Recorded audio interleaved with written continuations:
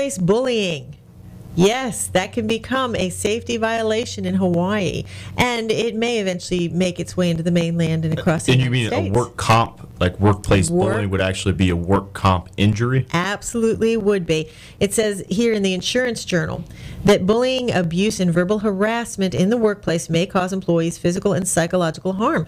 Victims would be eligible for workers' compensation.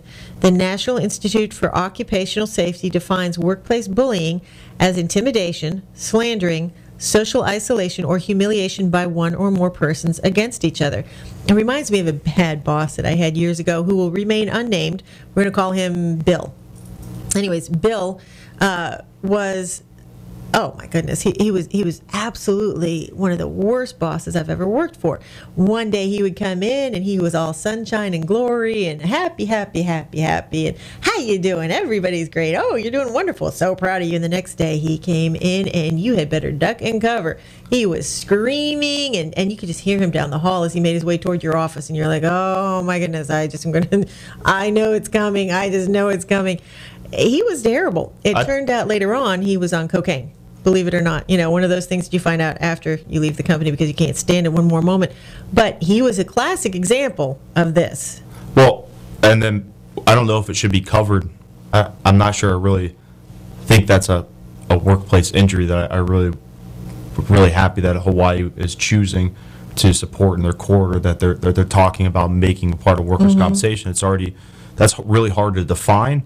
And I think it could be fit somewhere else a lot easier. A lot of times when you're doing workers' compensation, you're covering that kind of stuff.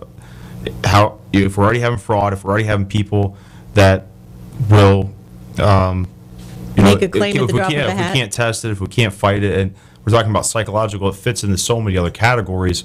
This is really broadening. It's going to make what could it do? It can make again. I'm not a licensed insurance agent. I'm not a broker. I've read a few stories about insurance, and that's where I'm coming from. But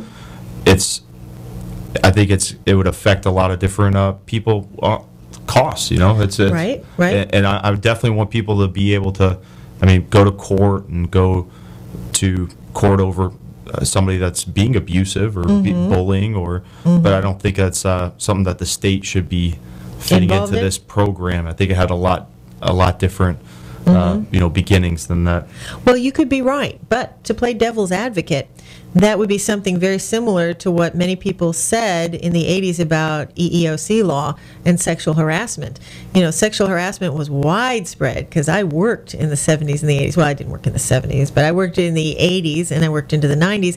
Sexual harassment was widespread and nobody was calling it for what it was, and there was nothing being done about it until Anita Hill came out and made a big stink with Clarence Thomas. I'm not saying she was right. I don't know what happened.